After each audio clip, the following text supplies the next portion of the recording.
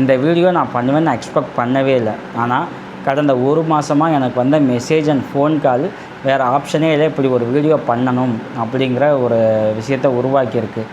அப்படி என்ன phone call வந்துச்சு அப்படின்னா, ஆதன்லேருந்து நான் ஏன் வெளியில் வந்தேன் அப்படிங்கிறது தான் இந்த வீடியோவோட கான்செப்ட். இதில் நிறைய விஷயங்கள் நான் வந்து கொஞ்சம் ஓப்பனாக பேச போகிறேன். ஆதனில் நான் இருந்தபோது ஓகேங்களா, ஆதனில் கடைசியாக நான் வந்து state lead and operation head அப்படிங்கிற 2 பொசிஷனை வந்து நான் ஹேண்டில் பண்ணேன். இந்த ஸ்டேட் லீடாக இருக்கும்போது எனக்கு என்னாச்சு அப்படின்னா, எனக்கு தமிழ்நாடு ஃபுல்லாக இருக்க நிறைய தாலுக்கா வைஸ் ஜேர்னலிஸ்ட்டோட ஸ்ட்ரிங்கர்ஸ் அவங்களோட கான்டாக்ட் இருந்துச்சு. கிட்டத்தட்ட ஒரு 500-600 பேர்கிட்ட கான்டாக்ட் இருந்துச்சு. ஸோ இவங்க எல்லோரும் என்ன பண்ணியிருக்காங்க, நான் ஆதனில் கண்டினியூ பண்ணிகிட்டு இருக்கேன் அப்படின்னு நினச்சிட்டு எனக்கு தகவல் அனுப்பிச்சிட்ருக்காங்க, ஃபோன் பண்ணி பேசுகிறாங்க. நான் ஒவ்வொருத்தர்கிட்டையும் நான் வந்து எக்ஸ்பிளைன் பண்ணுறேன், ஸோ இப்படி நான் வெளியில் வந்துட்டேன் அப்படின்ட்டு. சரி, இப்படி எத்தனை பேர்கிட்ட நம்ம பேச முடியும், ஒரு வீடியோ பண்ணிவிடுவோம் அப்படிங்கிற ஒரு கான்செப்டில் தான் இந்த வீடியோக்குள்ளே நான் வரேன். இல்லைனா நான் ஆதனிலேருந்து வெளியில் வந்துட்டேன்னு ஒரு வீடியோ பேச வேண்டிய அவசியம் இருக்காது. நம்ம எல்லாருக்கும் தெரிஞ்ச ஒரு ஆளும் கிடையாது. சரி, பரவாயில்ல பேசுவோம் அப்படின்னு தான் இப்போ நான் பேசுகிறேன்.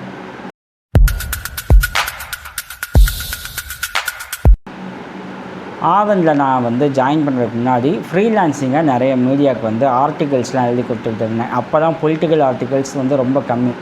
ரிலேஷன்ஷிப்பு, ஹெல்த்து இப்படி தான் எழுதியிருப்பேன். 1-2 தான் பொலிட்டிக்கல், வெறும் ரேர்.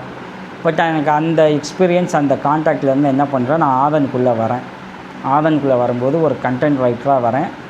வந்து உட்காந்தோன்னே ஆதன் வந்து அவங்களோட பிளான் என்ன அப்படின்னு எனக்கு எக்ஸ்பிளைன் பண்ணுறாங்க. பாஸ் எக்ஸ்பிளைன் பண்ணுறாரு, இப்படி வந்து ஆதன் வந்து ஒரு அப்ளிகேஷன், ஒரு மொபைல் ஆப்பை கொண்டு வர போகிறோம். அந்த ஆப்பில் ஒரு செய்தி video format, audio format, text format இது 3லையும் வரும். அப்படி தான் நம்ம பிளான் பண்ண போகிறோம் அப்படின்னு அவங்க வந்து அந்த விஷனை எனக்கு எக்ஸ்பிளைன் பண்ணாங்க. அந்த டைமிங்கில் வாட்ஸ்அப், ஃபேஸ்புக்கு, ட்விட்டர் இது 3 தான் வந்து ஆப். நான் சொன்னேன், இந்த 3 ஆப்பை இன்ஸ்டால் பண்ணாலே நிறைய ஃபோனில் ஸ்பேஸ் இருக்க மாட்டேங்குது. இதில் ஏதாச்சும் ஒரு ஆப் வந்து அப்டேட் பண்ணாங்க அப்படின்னா நமக்கு ஸ்பேஸ் கிடைக்க மாட்டேங்குது. இதில் இன்னொரு ஆப் அப்படின்னா யூசர்ஸ் யாருமே இன்ஸ்டாலே பண்ண மாட்டாங்க. அவன் ஏன் இன்ஸ்டால் பண்ணணும், அவன் வந்து நியூஸ் கார்டை பார்த்துட்டு போயிடுவானே அப்படின்ட்டு நான் பேசினப்போ கோவமே படாமல் எனக்கு வந்து சிம்பிளாக பொறுமையாக எக்ஸ்பிளைன் பண்ணாங்க. இல்லை, இன்றைக்கி தேதியில் நீங்கள் யோசிக்க வேணாம், 4-5 வருஷத்தில் என்ன ஆகும் அப்படின்னா எல்லாமே ஆப்பாக தான் மாறும். அன்றைக்கி மொபைல், எல்லா மொபைல்லையும் அதற்கான ஸ்பேஸோடு வரும், மெமரி ஸ்பேஸோடு வரும் அப்படின்னு எக்ஸ்பிளைன் பண்ணி எனக்கு வந்து அதை புரிய வச்சாங்க. ஏன்னா எந்த கோவமும் படலை. இவன் என்ன வந்தோடனே இந்த விஷனையே வந்து செட் ஆகாது, இது ஃபெயில் ஆகும்னு பேசுகிறானே அப்படின்ட்டு கோவப்படாமல் எனக்கு எக்ஸ்பிளைன் பண்ணாங்க. அவங்க பேசினது உண்மை. ஏன்னா இன்றைக்கி பார்க்கணும், இன்றைக்கி எல்லாமே ஆப், எல்லார் ஃபோன்லேயும் அவ்வளோ மெமரி ஸ்பேஸ் இருக்குது. ஓகேனா நம்மளை விட அவங்களுக்கு நிறைய விஷயம் தெரிஞ்சிருக்கு அப்படின்ட்டு அதையே நான் ஒரு ஸ்டெப்பிங் ஸ்டோனாக எடுத்துக்கிட்டு நான் நிறைய அப்சர்வ் பண்ண ஆரம்பித்தாங்க. நிறைய பொறுமையாக இருப்பேன், பொறுமையாக அப்சர்வ் பண்ண ஆரம்பித்தேன். அங்கே வந்து எனக்கு ஷார்ட் நியூஸ் அப்ளிகேஷன், அதாவது ஷார்ட் நியூஸ் எழுதுறதுக்கான ட்ரைனிங்.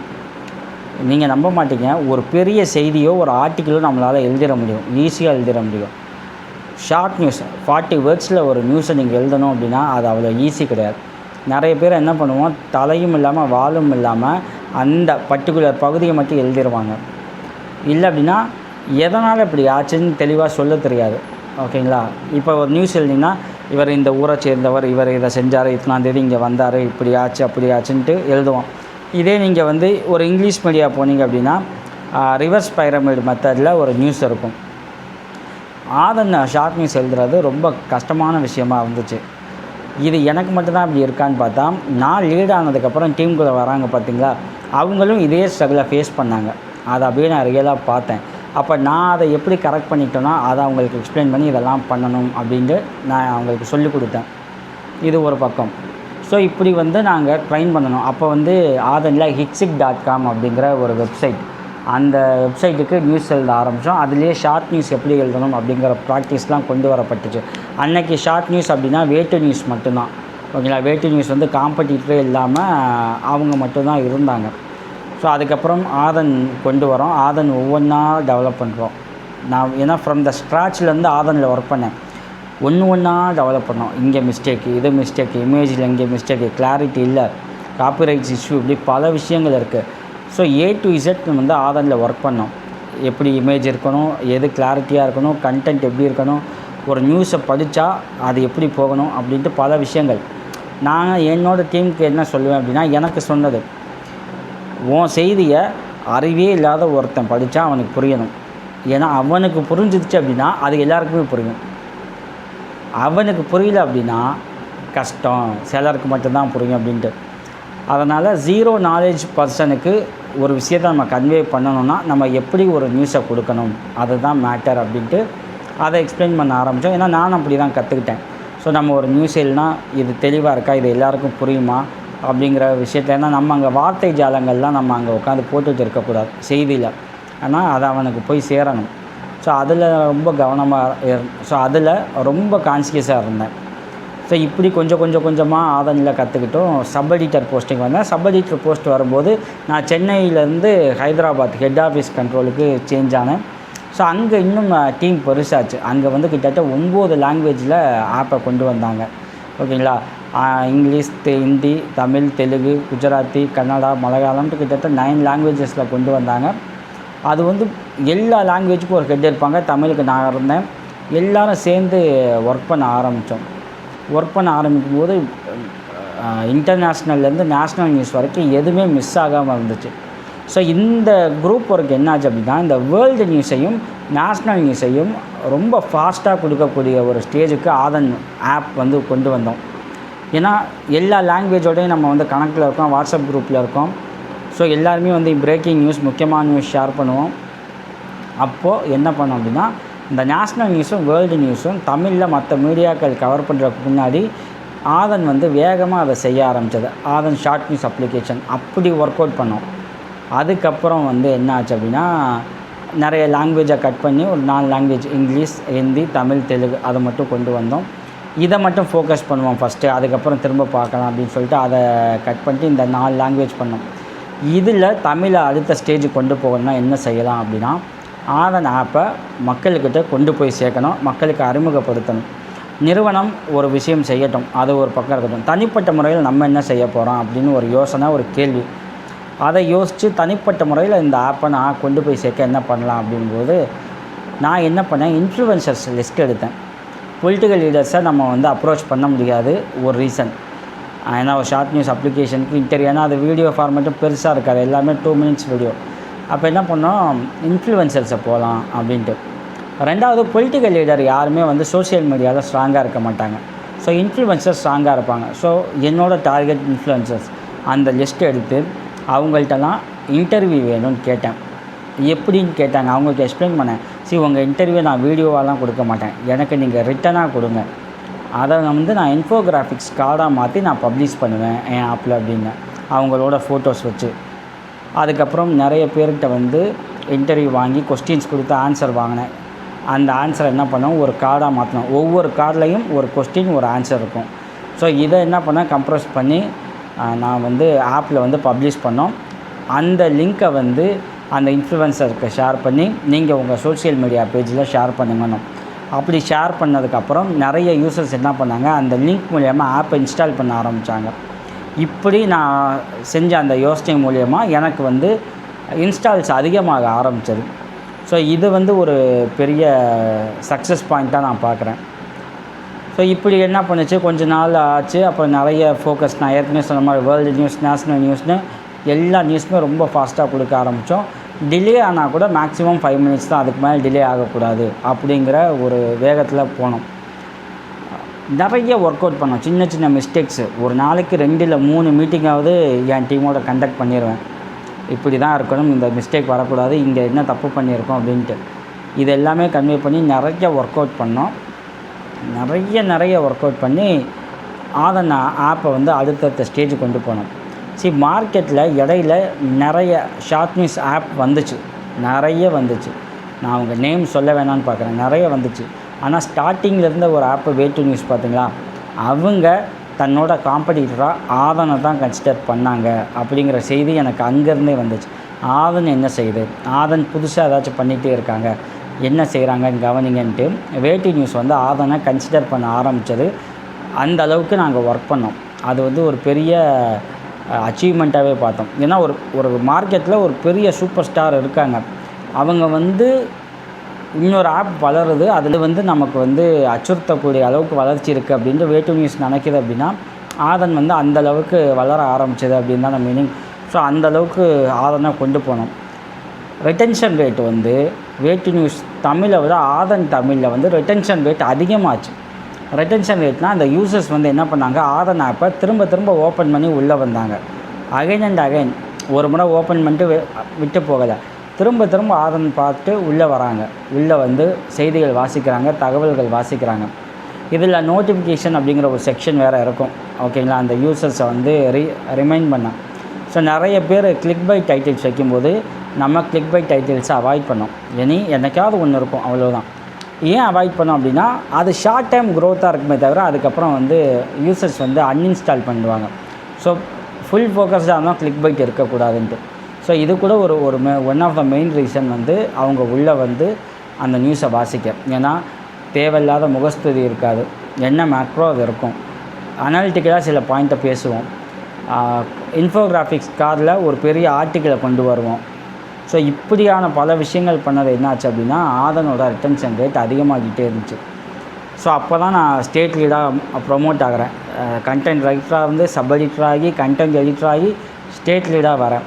ஓகேங்களா, இந்த இடப்பட்ட காலத்தில் நமக்கு என்னாச்சு அப்படின்னா ஸ்ட்ரிங்கர்ஸ், ஓகேங்களா, ஸ்டேட் ஃபுல்லாக ஸ்ட்ரிங்கர்ஸ் கொண்டு வரோம். ஃபஸ்ட்டு வந்து ஒரு ஸ்டேட்டுக்கு ஒருத்தர் அப்படின்னோம், ஃபஸ்ட்டு டிஸ்ட்ரிக்ட்டுக்கு ஒருத்தர் அப்படின்னா, அப்புறம் டிஸ்ட்ரிக்ட்டுக்கு 2 பேர் அப்படின்னோம், அப்புறம் வந்து அசம்பிளி கான்ஸ்டிடியூன்சிக்கு ஒருத்தர் அப்படின்னோம், அசம்பிளி கான்ஸ்டிடியூன்சிக்கு 2 பேர் அப்படின்னோம், அப்புறம் தாலுக்கா வைஸ்னு பிரித்தோம், ஃபிர்கா வைஸ்னு பிரித்தோம். இப்படி எனக்கு கிட்டத்தட்ட ஒரு 700 மேலே ரிப்போர்ட்டர்ஸ் வந்து என் கூட கான்டாக்டில் இருக்க ஆரம்பித்தாங்க.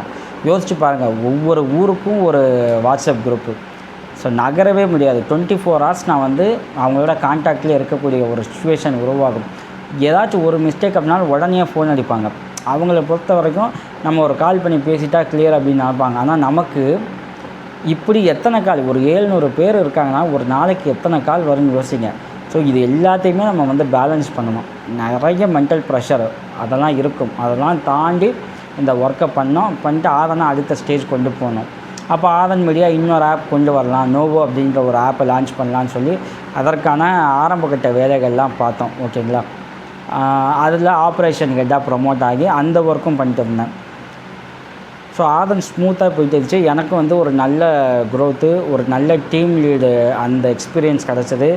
ஒரு மீடியா லெவலில் ஒரு நல்ல அனுபவம், நல்ல ஒர்க் போயிட்டு இருந்தப்போ சில தனிப்பட்ட காரணங்களால் என் ஒர்க்கில் சின்ன தொய்வு வர ஆரம்பித்தோடனே நான் டிசைட் பண்ணிட்டேன், ஓகே இது செட் ஆகாது, நம்ம வந்து வேறு ஒரு முடிவு எடுக்கணும். ஏன்னா நம்மளோட காரணங்களால் வந்து ஆதனோட ஒர்க்கு பாதிக்கக்கூடாது அப்படிங்கிறதுல தெளிவாக இருந்தேன். இதை நான் டெசிஷன் எடுக்கும்போது February, ஓகேங்களா, அப்படி எடுத்தேன். மார்ச் மாதம் பார்க்குறேன் அந்த இஷ்யூ கண்டினியூ ஆகுது. சரி வேறு ஆப்ஷனே இல்லைன்னு சொல்லிட்டு ஏப்ரலில் போய் நான் இன்ஃபார்ம் பண்ணுறேன், இந்த மாதிரி என்னால் கண்டினியூ பண்ண முடியலன்ட்டு. பட் மேனேஜ்மெண்ட் வந்து ஏன் என்ன ஆச்சு, வெயிட் பண்ணுங்கள், அவசரப்படாதீங்கன்னு சொன்னாங்க.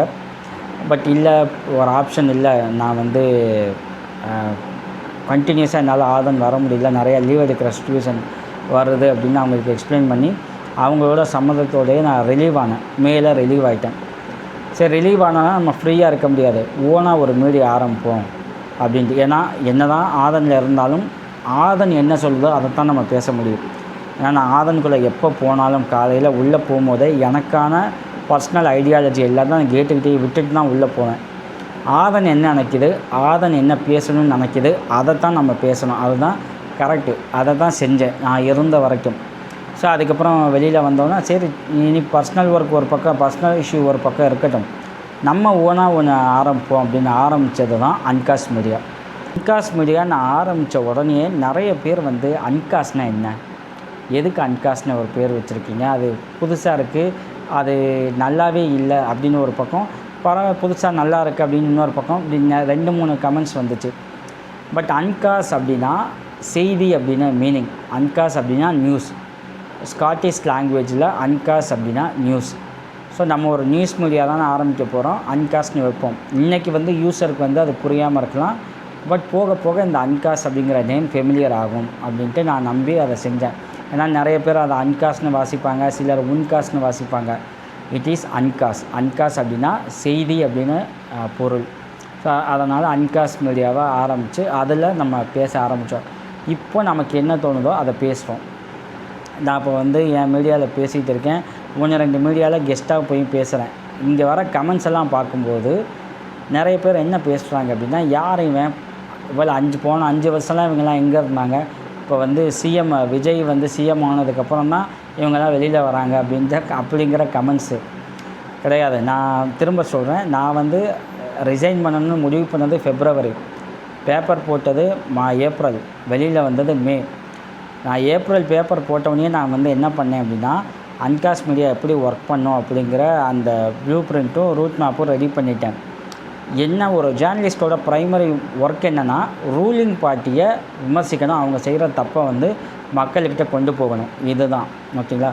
ஸோ அதனால் நான் அந்த ஒர்க்லாம் பண்ணேன். அப்போ ரூலிங் பார்ட்டி யாருன்னா டிஎம்கே. ஸோ எலெக்ஷனுக்கு அப்புறம் டிஎம்கே தான் திரும்ப ஆட்சிக்கு வரும்ன்ட்டு எல்லாரையும் போலவே நானும் நம்பினேன். ஓகேங்களா? விஜய் வந்து சிஎம் ஆவாருன்னு என்னால் கணிக்க முடியல. அந்த தோல்வியை வந்து நம்ம ஒத்துக்கணும்.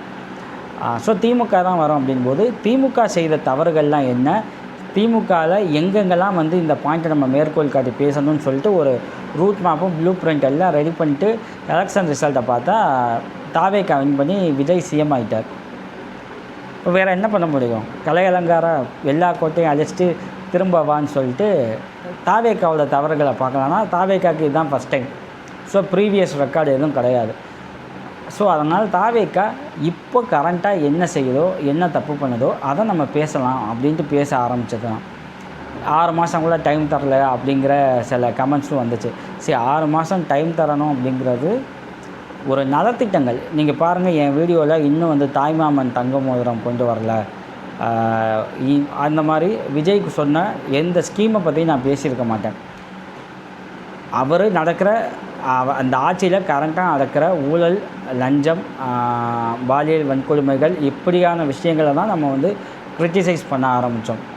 இதுதானே தவிர விஜய்க்கு வந்து பர்டிகுலராக அவரை வந்து டார்கெட் அப்படிங்கிற மீனிங் கிடையாது. ஏன்னா நம்ம பிளான் போட்டது வந்து அப்போ டிஎம்கே தான் வரும்னு பிளான் போட்டோம். ஆனால் இன்றைக்கி என்ன ஆகியிருக்கு அப்படின்னா, அது விஜய் வந்திருக்கார். பட் ஒரு மீடியாவை என்ன பண்ணணுமோ அதை நம்ம பண்ணிகிட்டு இருக்கோம். ஸோ இதுதான் கான்செப்டே தவிர நம்ம வந்து விஜய்க்கு தனிப்பட்ட முறையில் டார்கெட் கிடையாது. So is a CM, whatever it is, அவர் வந்து நம்ம ஸ்டேட்டோட சிஎம். பட் ஒரு 4th எஸ்டேட்டாக, ஒரு 4வது தூணாக வந்து பத்திரிகைகளுக்கு இந்த தவறுகளை சுட்டி காட்டும்போது அந்த ஆட்சி வந்து தன்னோட தவறுகளை திருத்திக்க ஒரு வாய்ப்பு இருக்குது, அவ்வளோதான். ஏன்னா மக்களுக்கு வந்து அரசியல்வாதிகளை விட மீடியா மேலே தான் கோபம் அதிகம். மக்கள்கிட்ட யார் மேலே அதிக கோபம் அப்படின்னு கேட்டோம்னு வச்சுக்கோங்களேன், ஃபஸ்ட்டு மீடியாவை தான் சொல்லுவாங்க, 2வது தான் அரசியல்வாதிகள். ஏன்னா ஒவ்வொரு அரசியல்வாதியையும் என்னால் தனிப்பட்டு நான் கவனிக்க முடியாது. அதை கவனித்து சொல்ல வேண்டிய பொறுப்பு தான் மீடியாவோடது. அதுக்கு தான் உன்னையை நான் நம்புகிறோம். ஆனால் நீங்கள் எல்லாம் அவங்கள்ட்ட பணம் வாங்கிட்டு நீங்கள் அவங்களுக்கு ஜால்ரா தட்டிக்கிட்டு இருக்கீங்க அப்படிங்கிற கோபம் வந்து மக்கள்கிட்ட இருக்குது. ஸோ அந்த கோபம் நியாயமானது கூட. ஏன்னா அவங்க மீடியாவை நம்புகிறாங்க. அந்த நம்பிக்கை எல்லா மீடியாவும் எல்லா நேரத்துலையும் வந்து காப்பாற்ற முடியலை அப்படிங்கிற கோபம் வந்து அவங்களுக்கு இருக்குது. அது உரிமையான கோபம். அது ஒரு பக்கம் இருக்கட்டும், நம்ம மக்கள் தான் கோவப்படுறாங்க, அதுக்காக நம்ம ஒர்க்கை செய்யாமல் இருக்க முடியாது இல்லை அப்படின்னு சொல்லிட்டு நம்ம ரூலிங் பார்ட்டியோட தவறுகளை பேசுகிறோம். இப்படி பேசும்போது கமெண்ட்டில் வந்து திமுக கிட்ட நீ பேசுனியா, திமுக ஆட்சியில் இருந்தப்போ எங்கே போனோன்னா, திமுக ஆட்சியில் இருக்கும்போது நான் மீடியா ஆரம்பிக்கவே இல்லையே. அப்படி ஆரம்பிச்சிருந்தால் நம்ம பேசியிருக்கலாம். ஒரு வேளை திரும்ப திமுக வந்தாலோ இல்லை வேறு எந்த கட்சி வந்தாலோ நம்ம வந்து அவங்களோட தப்பையும் பேச போகிறோம். இதையும் தாண்டி நான் என்னோடய தனிப்பட்ட சோஷியல் மீடியா பேஜிலலாம் திமுக செய்த தவறுகளை அதிகமாக பேசினேன்.